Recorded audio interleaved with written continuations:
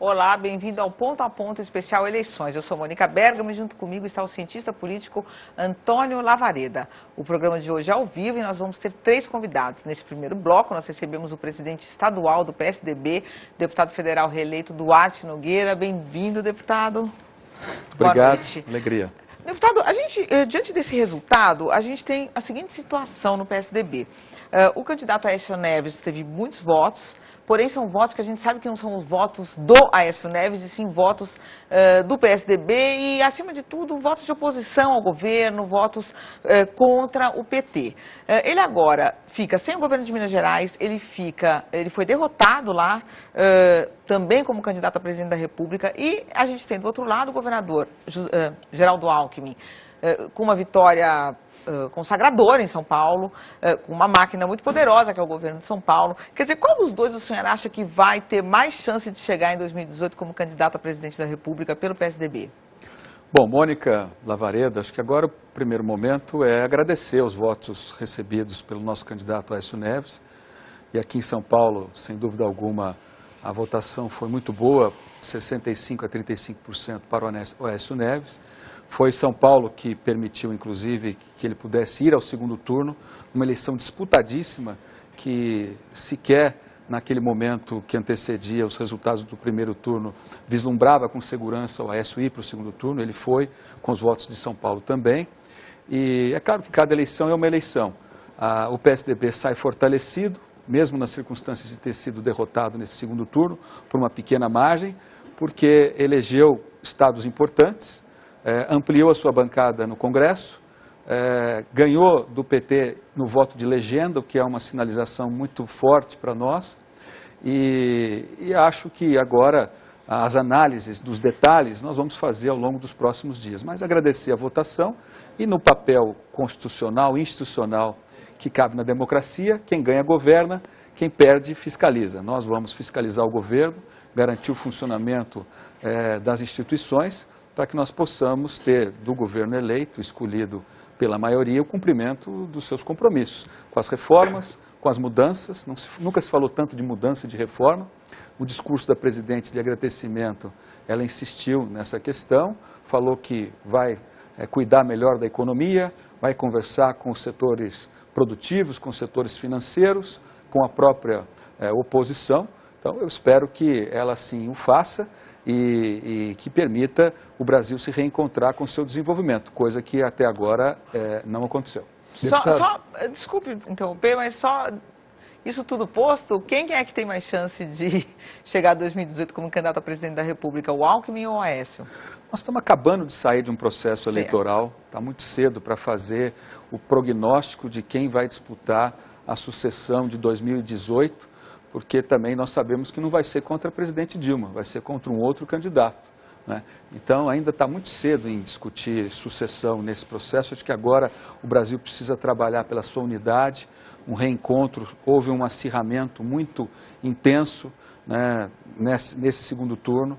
A insistência dos nossos adversários em desconstruir o legado, a história do próprio candidato Aécio foi algo que criou na campanha algo muito de enfrentamento, e o Brasil se dividiu, né, praticamente com uma distância muito pequena, apesar da vitória da presidente Dilma. 2 questões rápidas, deputado. A primeira delas é o seguinte: boa parte da mídia tem reclamado, tem comentado que o Brasil se dividiu, que seria necessário reunificar o país, e lendo um resultado da eleição, um resultado que se antevia, pelo menos na semana imediatamente anterior à eleição, como algo negativo, né? Esquecidos esses analistas de que ocorre assim no mundo afora. Em geral, as eleições, a última eleição francesa, 52% vitorioso, a última eleição americana, 51%, e assim, mundo afora, 2 blocos de tamanho basicamente parecido, e as circunstâncias jogam a sorte da eleição. Essa é a primeira questão, qual é a sua visão disso? E a segunda, já que eu falei em circunstâncias, alguns analistas também já começaram a comentar hoje que o PSDB perdeu, que a oposição perdeu a eleição que estava definida pelas circunstâncias como ganha. Por que estava definida? Porque foi a eleição na qual a avaliação da presidente antes do início da campanha era inferior a 35% de ótimo e bom, avaliação positiva, ou seja, uma circunstância importante para se antever a derrota de um incumbente, porque a inflação tinha ultrapassado o teto da meta. Inflação, nós sabemos, é um elemento da economia que complica a vida de um incumbente, porque a economia, ainda na dimensão econômica, a economia tecnicamente entrou em recessão e a população, só 24% dos brasileiros em agosto achavam ótima ou boa condução da economia. A presidente tinha dificuldades e, nos últimos dias, nós assistimos a mais um capítulo, dessa vez estrepitoso, que foi a delação premiada relativa à Petrobras. Nunca houve um conjunto de circunstâncias como essas impelindo, né, jogando vento para uma candidatura de oposição. Só lembrando que o candidato Zé Serra teve 4 pontos percentuais apenas a menos do que Aécio Neves, né, na eleição desse ano. Ele teve 44%.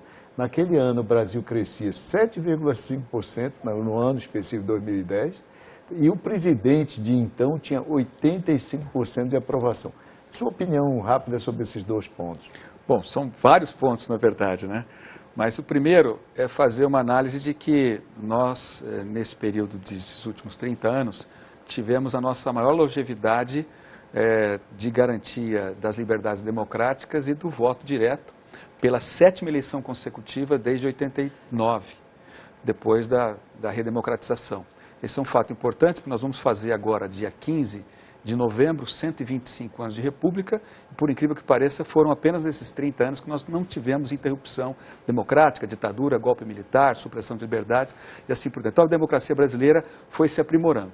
Outra coisa é que, na reeleição, a regra é a reeleição do incumbente, e não o contrário. A maioria dos que disputam a reeleição, por maioria, são vencedores. Nós tivemos 3 experiências de reeleição no Brasil, os 3 foram reeleitos. Fernando Henrique, Lula e a presidente Dilma. O PSDB teve uma grande chance de vencer essa eleição, mas sabia as dificuldades, porque a máquina governamental é muito grande.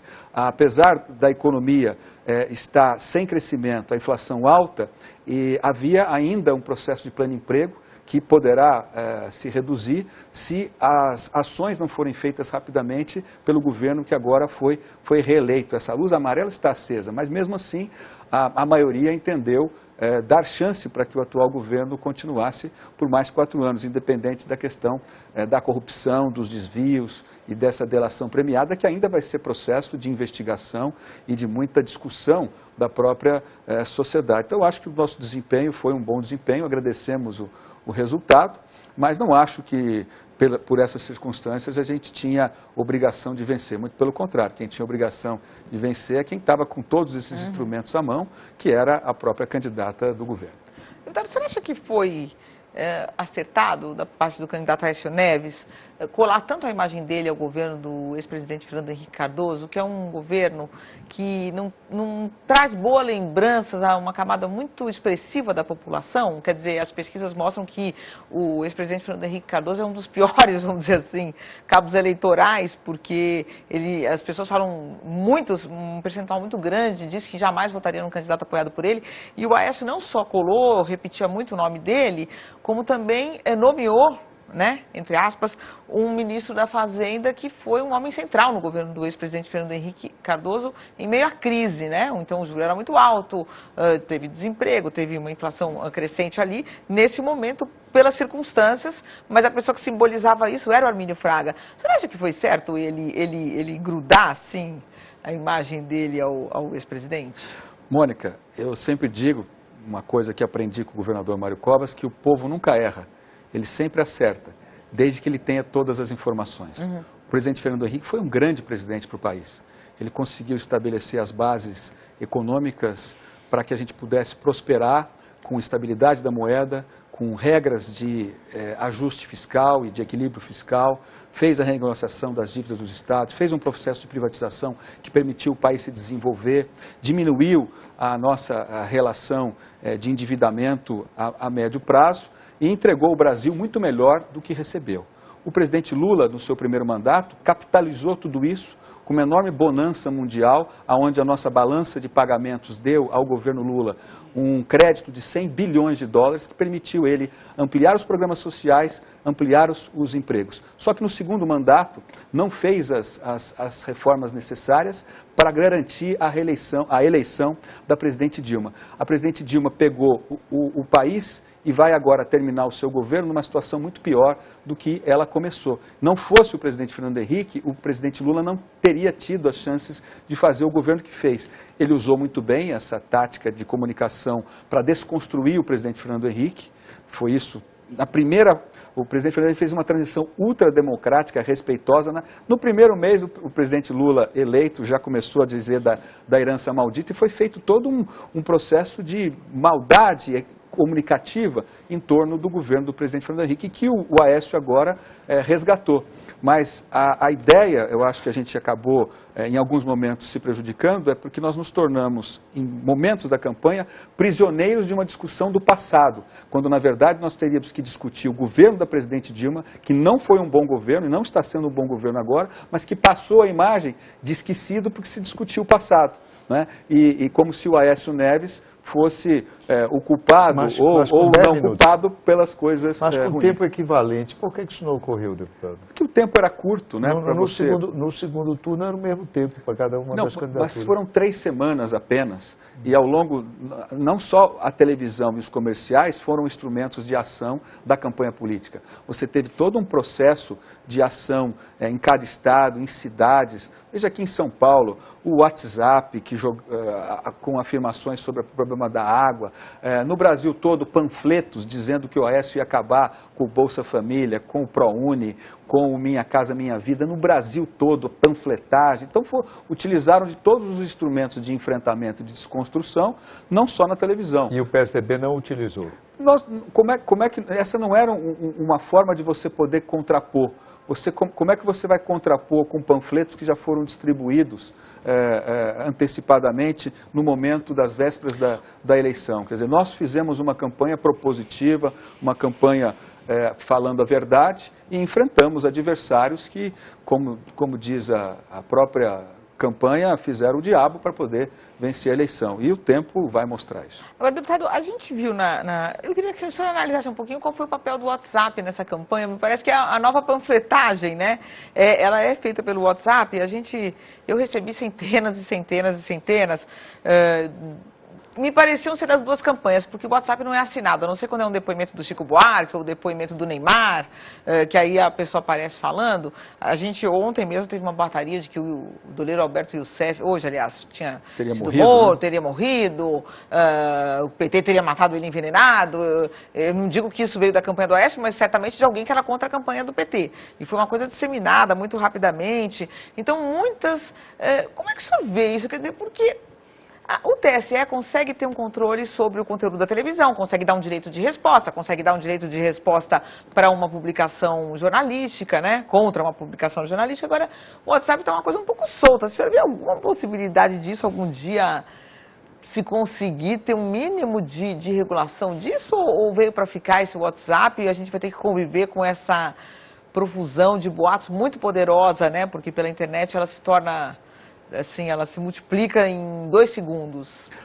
Mônica, em meados do ano passado, você se lembra das manifestações que a gente teve em junho, julho, que grande parte daquelas mobilizações não foram feitas nem por lideranças políticas, partidárias, sindicais, por nenhuma. Elas foram silenciosamente organizadas através das plataformas eletrônicas do Facebook, das redes sociais. Eu acho que isso veio para ficar. Essa campanha, ela teve um caráter de levar a sociedade brasileira, e os cientistas políticos aqui representados pelo Lavareda vão ter esse papel de saber decifrar e compreender como é que isso funcionou nesta eleição. Mas houve uma coisa positiva: a sociedade toda ela teve alguma forma de participação, independentemente do local de moradia, da sua condição econômica. Houve uma militância cidadã muito maior nessa campanha do que qualquer outra campanha que o Brasil já assistiu. Então isso é muito bom, porque se essa militância despertada, ela foi pedir votos, ela foi fazer um enfrentamento, criticar o adversário, pedir voto para o seu candidato, ela tem o papel fundamental agora de garantir a fiscalização dos eleitos, né? E ajudar as instituições, os veículos de comunicação e toda essa forma participativa de zelar para que a democracia seja aprimorada.